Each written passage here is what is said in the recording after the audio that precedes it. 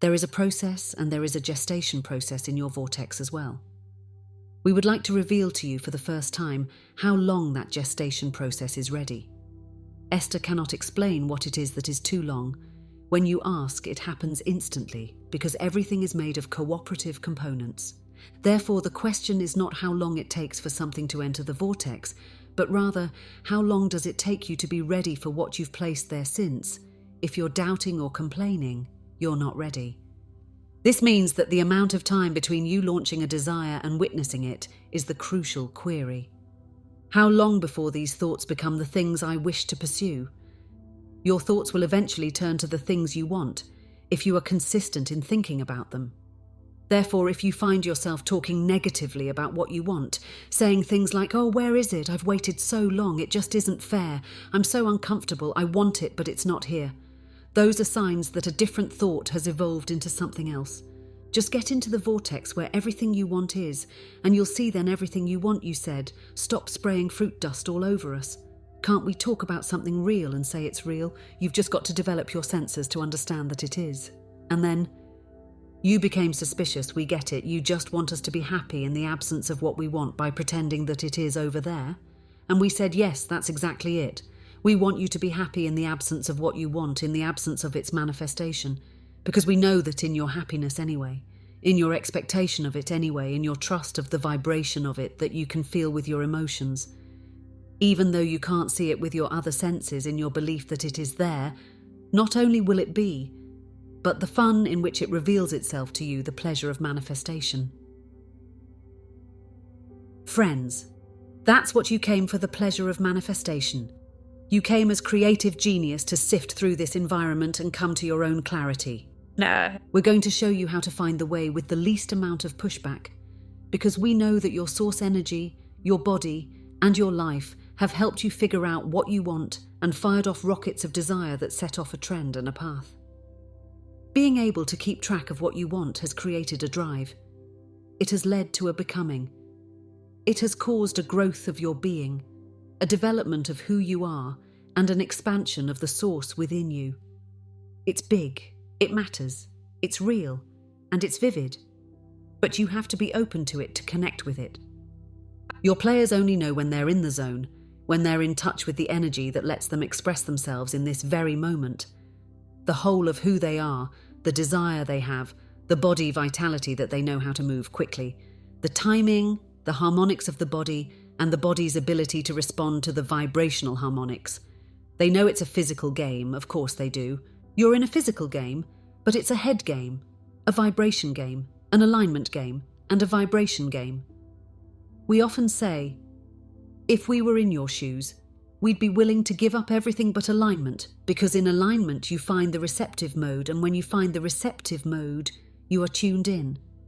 This is because getting it straight is the most important thing. Tapped in, turned on, then you're in the right place at the right time.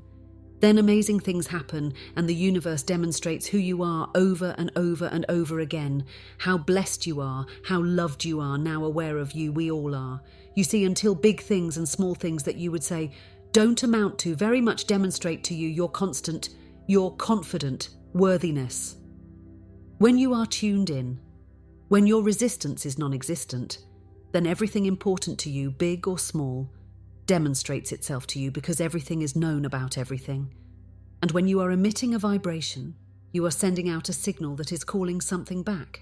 It's what law of attraction is, that which is likened to itself is drawn, so one might worry that, well, if the law of attraction is on all things big and small, am I not going to be inundated by data?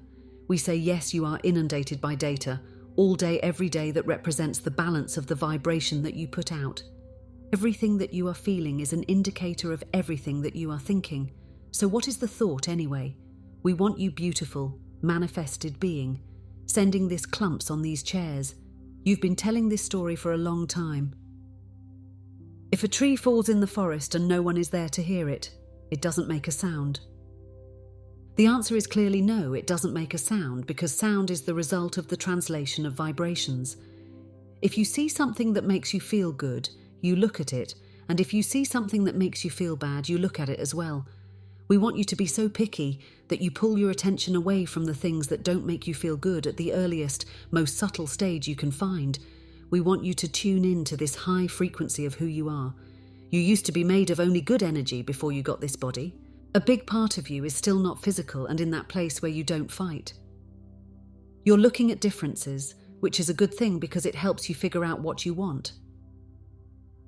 At every level of your being, you need to have that focused experience to figure out what you want.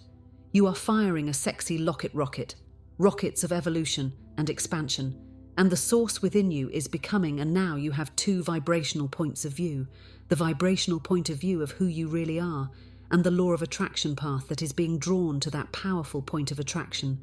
And then there's you and what you're thinking. So who you really are is unconditional, meaning who you really are will never look at a condition and try to fix it and use it as an excuse to disconnect from the true path, and when you do, you get crossways of your energy.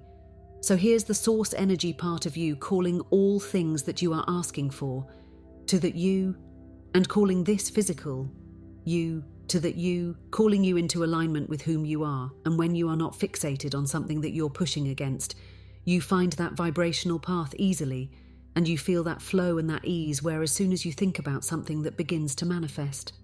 So here's the part you might not know, because we've told you all those other parts many times. This is the piece you might not know. So there is this vibration, could be not perceivable, could be trees falling all over in the forest, and know your drum's there to interpret the vibration into what you call sound. So here's this vibration, but as that vibration evolves, as it gains momentum, it becomes more noticeable to those who are on the wavelength of it. So then the first manifestation, let's call it a manifestation. What is the first appearance? The first thing that happens when you turn a thought into a thing is that vibration shows up as a thought. Right after that, an emotion comes over you so quickly that you can't tell which came first. Either way, you have an emotion inside you that is a manifestation of that vibration, and now you're rocking and rolling on the path and in the perceptive mode. Here's this thought. Here you are with this thought on that path.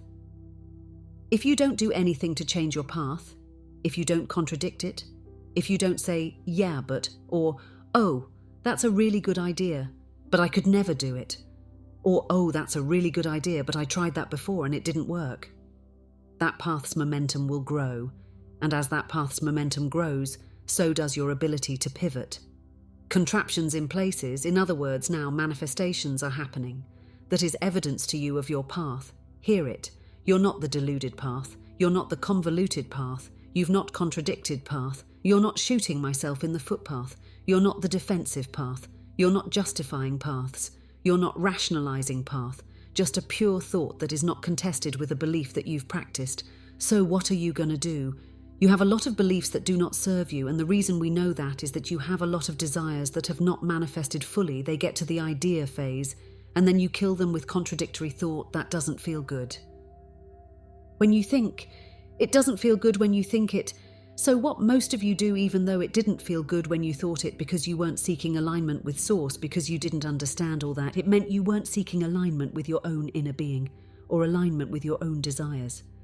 You thought alignment with somebody else's opinion and, oh, they have so many differing opinions, we don't know how. You just don't go out of your mind as you talk to so many people about so many things, as you convince yourselves why you can't do this and why you can't do this, or why they shouldn't do that and why they shouldn't do that.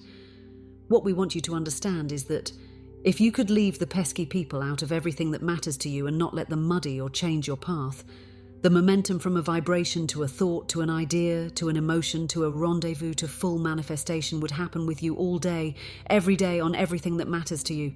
If it's not happening, it's because you're adding contradiction to your vibration. So let's say that you have a very clear sense of how you want to feel today. So you go over to someone's house. Maybe you're related to them and they're having a no good, very bad day. And so you sit in the middle of it and you listen to them squabbling and you watch a sort of escalation of it. Maybe they're children, it's adults and children, a mixture of some sort of people in disagreement with each other about something. So now if you have been following your path of least resistance for a while and you are tuned and tapped in, turned on now, you are in a position where you can experience and live and feel the joyful experience of living unconditional love because you are so in alignment with whom you are. You've practiced it so well that your vibration is so strong that even though this is going on, it's not ringing your bells, it's not hooking you in. You're not feeling any defensiveness. You don't feel like helping the victim in the scenario. You don't feel like piling onto the one that's being picked on. In other words, you are vibrationally from it. There's no hook for you in this situation. So you can sit there, you can be unconditional. Here's a condition that is happening that's making all of them nuts, and it's not making you nuts because you are in a different vibrational place. It's not threatening. You don't feel defensive about it. You don't feel like you need to defend anybody else about it. You are tuned in and tapped in, turned on. You've been down that road so many times you have found your place in it, and you're sitting there, and you may be the only one at that party, having a good time, but you are. And what's going on doesn't matter, or you haven't practiced your path of least resistance. All that much you're wobbly in your vibration, you know what you want, you know what you don't want. All of it's sort of active, and so you sort of blunder into this experience and they're not getting along, and you notice it and you're annoyed by it, and then you're trying to pick a side and you really think that that was unnecessary. You really didn't need to say that now, this is going to get a lot worse before it gets better. And so you sit there and you're sort of gritting your teeth and you're trying to ignore it, but just really can't, and now they're looking at you like, what do you think about this? And you're looking away and they're thinking, well, why are you looking away? And you're thinking, well, looking away because you're all making me nuts and I don't really like being here and I'm all out of whack. And then you finally do leave. You finally know this is the part. We want you to hear you finally do stumble onto your path of least resistance, but not until you have suffered mightily. So you go off on your path and then you spend the next 2 or 3 days justifying why you left now. The phone calls come. Why'd you leave? Don't want to talk about it any really. Why'd you leave? I don't want to talk about it. Tell me why you left. I don't want to talk about it. You were mad at me. Weren't you left because you were mad at me? No, wasn't. That why did you leave? Then tell me why you left. And so what we're saying to you, if you can find your path in the early subtle stages, you will ride out any storm, and eventually you will find fewer and fewer and fewer and fewer and fewer storms. We want you to understand that it's not only all right.